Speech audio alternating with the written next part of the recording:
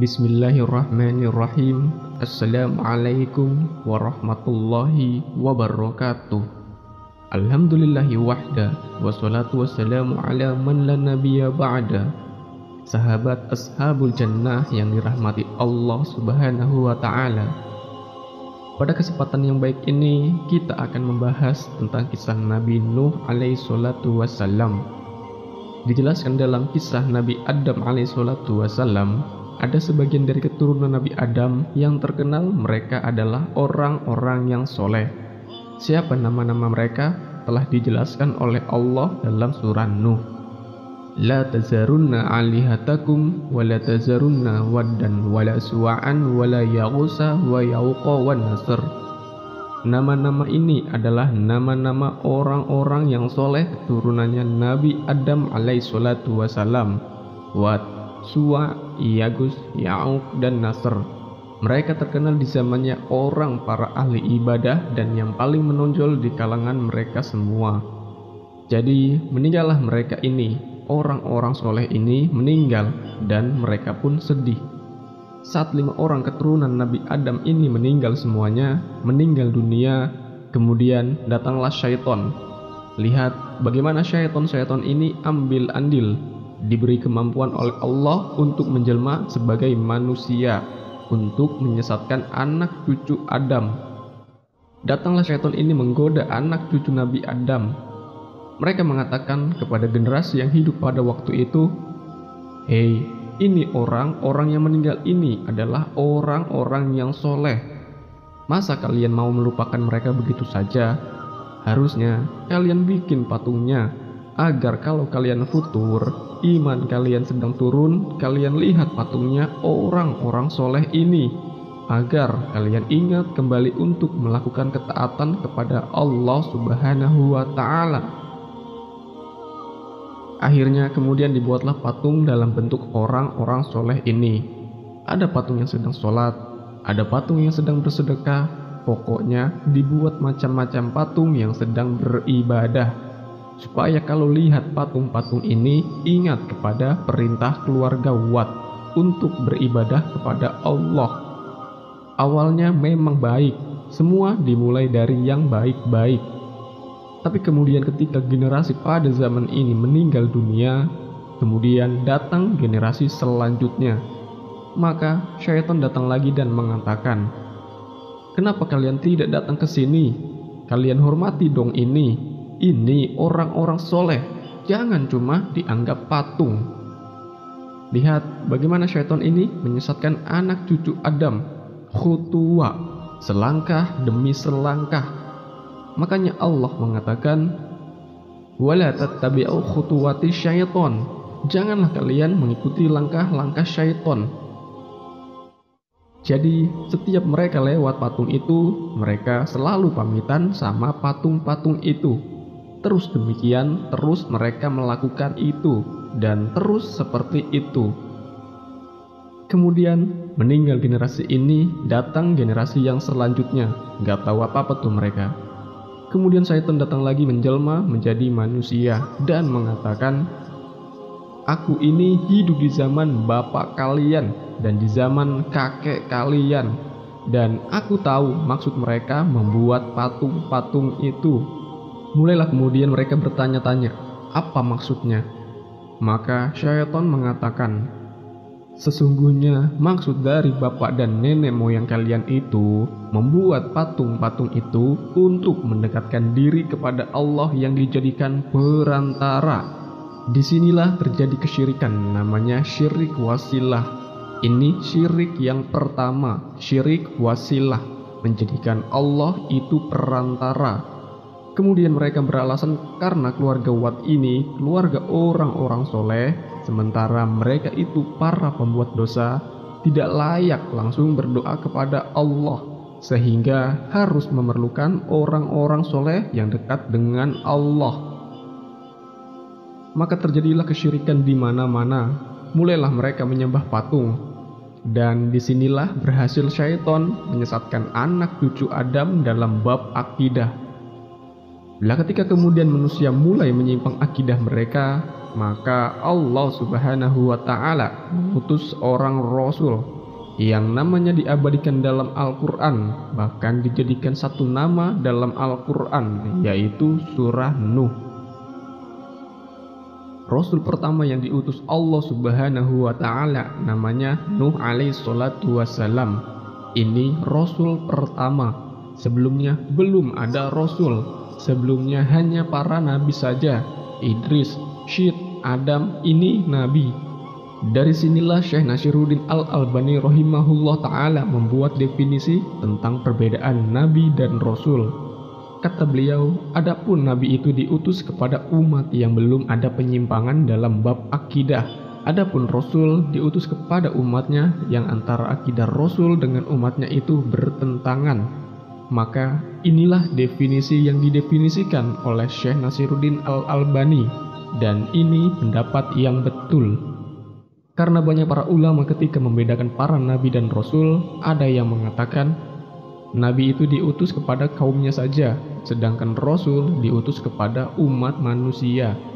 Ada yang mengatakan nabi itu mengikuti syariat sebelumnya dan rasul itu mengikuti syariat baru. Tapi yang jelas bahwa ada kemiripan di antara mereka, bahwa tidak setiap nabi dia rasul, tapi setiap rasul pasti dia nabi. Itu kesimpulannya. Akhirnya kemudian Allah utuslah seorang nabi dan rasul. Seorang rasul yang pertama diutus di muka bumi. Seorang ulul azmi yang pertama kali diutus di muka bumi ialah Nabi Nuh alaihi salatu wassalam. Kenapa Allah utus di muka bumi? Karena sudah ada kesyirikan. Karena Allah sudah diduakan. Maka diutuslah Nabi Nuh alaihi salatu wassalam kepada mereka orang-orang yang musyrik. Maka mulailah Nabi Nuh alaihi salatu wassalam, di mana Allah Subhanahu wa Ta'ala berfirman, "Walaqad arsalna Nuhan ila qaumi inni lakum nazirum mubin." Telah kami utus Nuh alaihi salatu wassalam kepada kaumnya. Sungguh aku bagi kalian adalah seorang nazir, membawa kabar dari Allah Subhanahu wa Ta'ala, seorang pengingat membawa kabar dari Allah Subhanahu wa Ta'ala. Ala ta'budu ilallah, jangan kita ini menyembah atau melakukan peribadatan kepada selain Allah Subhanahu wa Ta'ala. Satu dakwahnya Nabi Nuh alaihi salatu wassalam yaitu dakwah tauhid, mengajak mereka, menyeru mereka kembali kepada tauhid. Maka mulailah Nabi Nuh alaihi salatu wassalam berdakwah kepada mereka yang dikatakan alfasanatin illa khamsina ama. Nabi Nuh berdakwah kepada kaumnya selama 1000 tahun dikurangi 50 tahun, artinya selama 950 tahun. Dikasih tahu yang baik-baik oleh Nabi Nuh alaihi salatu wassalam, yursil sama'a alaikum midroro, Allah Subhanahu wa Ta'ala yang mengirimkan hujan dari langit, wa yumdidukum bi amwalin wa banin, dan Allah yang memberikan kepada kalian harta-harta dan banyak keturunan, wa yaj'al lakum jannatin wa yaj'al lakum anharo, dan juga Allah yang menjadikan bagi kalian kebun-kebun yang indah, dan Allah yang menjadikan bagi kalian sungai-sungai yang bagus. Pakai uslub yang baik, pakai cara yang halus, tapi ternyata cara tersebut tidak mempan. Pakai uslub muhawwarah, diajak berpikir, diajak hiwar, berdiskusi kaumnya. Nabi Nuh alaihi salatu wassalam mengajak kaumnya berpikir. Alam taro kaifa fa khalaqallahu sab'a samawwatin tibaqa. Apa kalian tidak lihat ini? Allah Subhanahu wa Ta'ala telah menciptakan 7 langit yang berlapis-lapis. Wa ja'alal qamara fihinna nuron, dan menjadikan bulan itu ada cahayanya. Wa ja'ala syamsa siraja, dan demikian juga matahari sebagai penerang. Wallahu ambatakum minal ardi nabata. Allah yang menumbuhkan tumbuh-tumbuhan ini yang kalian makan. Summa yu'idukum fiha wa yukhrijukum ikhraja, dan Allah yang mengembalikan kalian dari tanah menjadi kembali ke tanah lagi, dan Allah bangkitkan kalian. Wallahu ja'ala lakum ardo bisato, dan Allah menjadikan bagi kalian bumi ini terhampar luas, litasluku minha subulan fijaja, agar kalian mudah untuk berjalan di muka bumi. Tapi itu pun tidak mempan. Nabi Nuh sudah menggunakan cara yang halus dalam berdakwah. Nuh mengatakan, "Wala aqulu lakum indi khazainallah." Wahai kaumku, aku tidak mengatakan aku ini mempunyai rahasia-rahasia Allah. Wala a'lamul ghaib. Lihat seorang rasul ulul azmi mengatakan, "Wala a'lamul ghaib." Aku tidak mengetahui ilmu ghaib. Wala aqulu inni malak. Dan aku tidak mengatakan aku ini malaikat. Wala aqulu lillazina tasdari a'yunukum la yu'tiyahumullah khair. Dan aku tidak mengatakan orang-orang yang kalian pandang hina itu tidak akan diberi kebaikan oleh Allah Subhanahu wa ta'ala. Nabi Nuh sudah merendahkan dirinya, ngomong baik-baik, namun itu tidak mempan. Yang selanjutnya, Nabi Nuh diuji sama kaumnya, tetapi Nabi Nuh tetap sabar sampai beliau mengatakan, "Qala Rabbi, ya Rob, aku ini berdakwah kepada kaumku siang dan malam, dan sesungguhnya ya Allah, mereka tidak mau taat kepadaku. Tidaklah mereka bertambah, melainkan mereka itu semakin berlari menjauhi aku. Dan sungguh ya Allah, setiap aku berdakwah kepada mereka, mereka menutup telinga mereka, terus menutup wajah mereka dengan bajunya, dan semakin hari semakin jadi, dan semakin hari semakin sombong." Terus Nabi Nuh selalu curhat kepada Allah Subhanahu wa ta'ala. Saat Nabi Nuh dituduh oleh kaumnya, "Nuh, kamu itu sesat, kamu itu orang yang sesat, sekarang jangan banyak ngomong." Dijawab sama Nabi Nuh baik-baik, "Wahai kaumku, aku ini bukanlah orang yang tersesat. Aku ini Rasul, dikirim sama Allah Subhanahu wa ta'ala untuk kalian." Dan kaumnya mengatakan kepada Nabi Nuh alaihissalatu wassalam, "Wahai Nuh, kita ini melihat kamu itu orang biasa-biasa, sama seperti kita. Dan wahai Nuh, orang-orang yang mengikuti kamu itu adalah orang-orang yang lemah di antara kami, orang-orang miskin." Dan diriwayatkan setiap satu generasi bapaknya meninggal dunia, bapaknya ini berwasiat kepada anaknya bahwasanya jangan kalian beriman sama orang itu. Itu pesan bapaknya kepada anaknya. Dan juga mereka mengatakan, "Hei Nuh, kami tidak mendengar ini dari bapak-bapak kita yang dulu-dulu. Kamu ini mendatangkan sesuatu yang baru." Mereka mengatakan Nabi Nuh adalah pembohong, Nabi Nuh adalah sesat. Dan juga mereka mengatakan Nabi Nuh mengada-ngada, membawa sesuatu yang tidak pernah ada. Tapi Nabi Nuh tidak pernah putus asa dalam berdakwah. Sampai di titik itu Nabi Nuh alaihissalatu wassalam tetap bersabar. Kemudian karena Nabi Nuh alaihissalatu wassalam selalu berdakwah hingga kaumnya pun sudah muak, akhirnya mereka mengatakan, "Wahai Nuh, sudah, gak usah banyak ngomong. Fa'tina bima ta'iduna, datangkan yang kau ancamkan itu kepada kami." Maksudnya adalah didatangkan azab. Nabi Nuh sudah mengingatkan, "Ini akhafu alaikum azab." Aku takut akan datang kelak azab kepada kalian, azab yang sangat pedih. Sudah, gak usah banyak ngomong lagi. Kalau memang mau kau datangkan azab, ya sudah, datangkan sekarang. Dan buktikan kalau kau itu memang benar-benar seorang nabi. Kemudian dijawab sama Nabi Nuh, "Innama ya'tikum bihillahu insya'a." Yang bisa mendatangkan azab itu Allah, bukanlah aku. "Wala yanfa'ukum nusihi in aradtu an ansaha lakum in kanallahu yuriddu ayyughwiyakum." Dan tidak ada manfaatnya lagi nasihatku, meskipun aku ingin terus menasehati kalian, tapi sudah tidak akan ada manfaatnya kalau Allah inginkan kalian itu tersesat. Sebelum Allah Subhanahu wa ta'ala menyuruh Nabi Nuh alaihissalatu wassalam berhenti berdakwah, Nabi Nuh itu berdoa kepada Allah Subhanahu wa ta'ala, "Qala Rabbi inni qaumi kazzabun." Ya Rob, sesungguhnya kaumku telah mendustakan aku.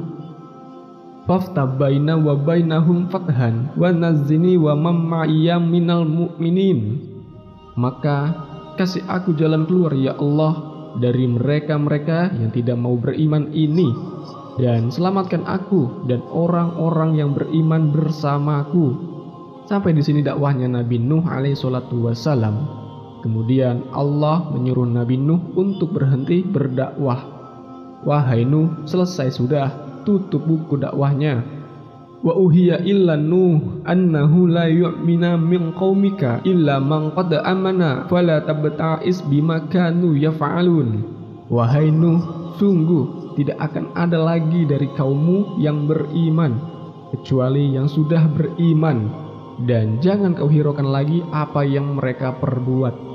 Sekarang wahai Nuh, wasna'il fulka bi ayunina wa wahina, buatlah bahtera dengan bantuanku, kata Allah. Dari sinilah kemudian Nabi Nuh alaihi salatu wasalam diberikan waktu oleh Allah subhanahu wa ta'ala. Dalam riwayat Israiliyat ada yang mengatakan 240 tahun untuk menanam pohon, kemudian menyerutnya dan menjadikannya sebuah bahtera. Jadi 100 tahun menanam pohon, 100 tahun menebang dan menyerutnya, dan 40 tahun membuat bahtera. Bahteranya itu dibuat menjadi 3 tingkat atau 3 dek, di mana tingkat yang paling bawah itu khusus binatang-binatang yang buas atau ganas, seperti harimau gitu kan. Tentu harimau pada zaman dulu besar-besar ya, karena orang-orang zaman dulu juga tinggi besar juga. Artinya bahwa di bawah itu digunakan untuk binatang-binatang buas. Kemudian di lantai kedua digunakan untuk manusia, dan lantai ketiga digunakan untuk burung-burung. Tatkala Nabi Nuh pun mulai membuat bahtera, wa kullama marra alaihi mala'un min qaumihi sakhiru minhu. Setiap kali melewatinya, para pembesar dan para pemuka kaumnya selalu mengejeknya. Hal itu karena Nabi Nuh membuat kapal di daerah yang jauh dari air dan sungai. Setelah mereka terus-menerus mengejeknya, maka Nabi Nuh berkata, qala in taskhuru minna fa inna naskhuru minkum kama taskhurun. Jika kalian mengejek kami sekarang ketika kami membuat kapal, maka kelak kami akan mengejek kalian, karena kalian tidak tahu bahwa kalian nanti akan tenggelam. Ketika sudah jadi kapalnya Nabi Nuh, bahteranya sudah siap, Nabi Nuh alaihi salatu wassalam diperintahkan oleh Allah, hatta iza ja'a amruna, hingga apabila perintah kami datang, wafarrot tanur. Dikatakan oleh para ahli tafsir, tanur yang dimaksud di sini adalah semua lubang yang ada di muka bumi. Makanya kemudian Allah subhanahu wa ta'ala memerintahkan Nabi Nuh alaihi salatu wassalam untuk membawa binatang-binatang berpasang-pasangan. Seperti contohnya kambing berpasang-pasangan, unta berpasang-pasangan. Pokoknya binatang-binatang disuruh untuk dimasukkan berpasang-pasangan supaya ada generasi gitu ya. Lah ketika Nabi Nuh alaihi salatu wassalam memulai kemudian memasukkan binatang-binatang itu ke dalam bahtera, dan pengikutnya Nabi Nuh ini tidak banyak ya teman-teman. Ada yang mengatakan hanya 20 orang, ada yang mengatakan 40 orang, dan yang paling banyak 80 orang. Ada yang mengatakan 20 tahun sekali baru dapat pengikut. Subhanallah, luar biasa dakwahnya. 20 tahun sekali baru dapat 1 pengikut. Sahabat ashabul jannah yang dirahmati Allah subhanahu wa ta'ala. Akhirnya kemudian Nabi Nuh alaihi salatu wasallam naik ke bahtera. Wa qala rakabu fiha bismillah. Naiklah kamu sekalian ke dalamnya dengan menyebut nama Allah. Kemudian bahtera itu berjalan dan mengarungi samudra. Saat air itu sudah datang, banjir terbesar yang pernah terjadi di muka bumi yang menenggelamkan semua yang ada di muka bumi tanpa tersisa sedikit pun.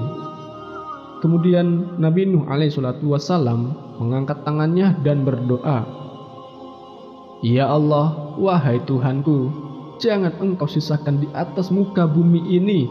Sungguh, kalau engkau sisakan ya Allah 1 saja, yang beriman ini akan mereka sesatkan. Ketika baterainya Nabi Nuh alaihissalatu wassalam mulai diombang-ambing sama ombak, Nabi Nuh pun melihat anaknya. Wanada Nuhun ibnah. Nabi Nuh memanggil anaknya. Nama anaknya ini bernama Lam, atau yang terkenal dengan nama Kan'an. Ya bunayya arkam ma'ana. Wahai anakku, naiklah bersama kami. Wala takum ma'al kafirin. Dan janganlah kamu berada bersama orang-orang yang kafir. Kita lihat anak yang durhaka sama bapaknya, durhaka sama orang tuanya, durhaka kepada Allah dan tidak mau bertaubat. Kemudian anaknya menjawab, Sa'awi illa jabali. Tidak, aku akan naik ke atas bukit yang tinggi sehingga air ini tidak akan menyentuhku. La asimal yawma min amrillahi illa marrahim. Kata Nabi Nuh alaihissalatu wassalam, ini azab tidak ada yang menyelamatkan siapapun. Kemudian datanglah gelombang besar yang memisahkan mereka. Tapi ketika kemudian Allah Subhanahu wa taala mengatakan, innahu laisa min ahlik. Dia bukan keluargamu lagi wahai Nuh. Akhirnya kemudian ditinggalkan keluarganya. Maka ketika kemudian betul-betul azab Allah itu datang, maka tidak ada manusia yang hidup. Anak-anak, laki-laki, perempuan, orang tua semuanya mati. Termasuk binatang semuanya mati. Dan tidak ada yang tersisa kecuali orang yang beriman saja yang naik ke bahtera Nabi Nuh alaihissalatu wassalam. Dari sinilah ada hikmah yang sangat besar. Nabi Nuh alaihissalatu wassalam dengan gelombang yang sangat besar, harusnya Nabi Nuh juga tenggelam loh. Coba bayangkan, kapal sekecil itu dengan penumpang yang sedikit tidak tenggelam. Kita tahu azab yang Allah berikan kepada kaumnya Nabi Nuh itu azab yang sangat besar. Gunung yang tinggi-tinggi pun tenggelam. Secara logika, dengan banjir dan gelombang sebesar itu harusnya tenggelam kan? Tapi Allah selamatkan Nabi Nuh dan kaumnya yang beriman itu. Makanya Nabi Nuh alaihissalatu wassalam berdoa di dalam bahtera itu agar diselamatkan. Maka Allah mengatakan, fa'anjainahu wa ahlahu illam ra'atahu kanat minal ghabirin. Kami selamatkan Nuh dan keluarganya dari azab yang sangat luar biasa ini. Jadi Nabi Nuh alaihissalatu wassalam kemudian bahteranya berlabuh di Irak, namanya di Bukit Judi. Disinilah Allah selamatkan Nabi Nuh alaihissalatu wassalam, dan dari keturunan Nabi Nuh ini baru lahirlah umat manusia.